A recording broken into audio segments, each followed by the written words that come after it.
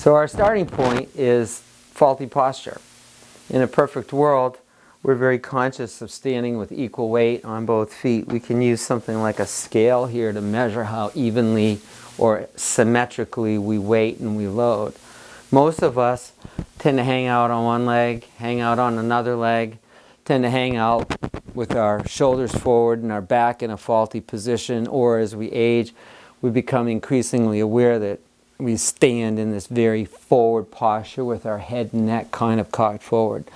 So a really good cue, especially for any kind of job or work environment, that if part of your job life is in a standing upright posture, most importantly, teach yourself how to stand and weight on both feet.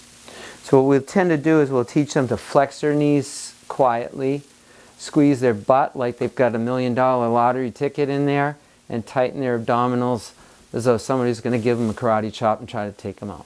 So in a perfect world, standing, equal weight, both feet, weight shift a little bit, but always try to, as best you can, weight and load in an even fashion and steer away from asymmetry. A common misconception is that there's sort of one and an ideal posture, when in reality, the best posture is one that can constantly change, that it's sort of like a spectrum of really bad posture and good posture, and you want to be able to sort of move through various postures that human beings are meant to move. And if we think back to our grandmother telling us to sit up really tall, and we over-exaggerate that, and we're hyperextended and we take on this military posture, that's sort of one side of a spectrum, and it can be equally as problematic as being overly slumped forward. So you just want to think, ideally you're relaxed in your skeleton and you're bearing your weight against gravity in a way that you can move and you can function freely and you're not fighting yourself. So the answer sort of lies somewhere in the middle. We don't want to be here, and we also don't want to be all the way here. We want to be sort of somewhere in between with regards to our posture. Go ahead. Okay, so again, if the same theme is posture, but we have jobs that require sitting in a car, driving a computer, driving a truck, then there are multiple ways to think about how we actually are sitting. So in a perfect world, we try to abide by the rule of 90 degrees, that your feet, your hips, your knees are at 90 degrees.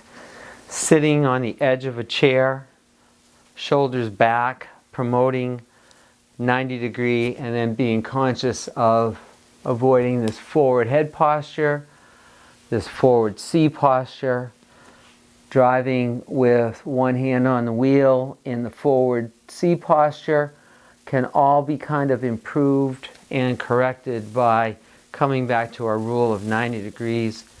Bring the steering wheel in here, get uncomfortably close to the wheel, and just constantly be thinking about maintaining a vertically upright position. Again, from a seated posture standpoint, when you look at it front on, try to weight your feet evenly and equally.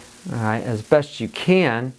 Again, try to be aware that if you bring whatever you are driving, a computer, a truck, or a car, bring the wheel to you. It's huge.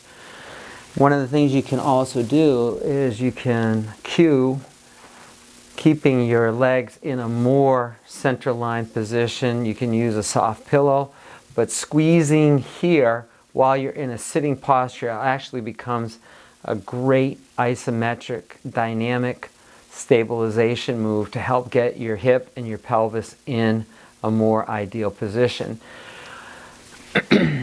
The sit bones are ideally what you sit on. You want to try to avoid sitting back on your sacrum and again promoting this faulty C-like posture.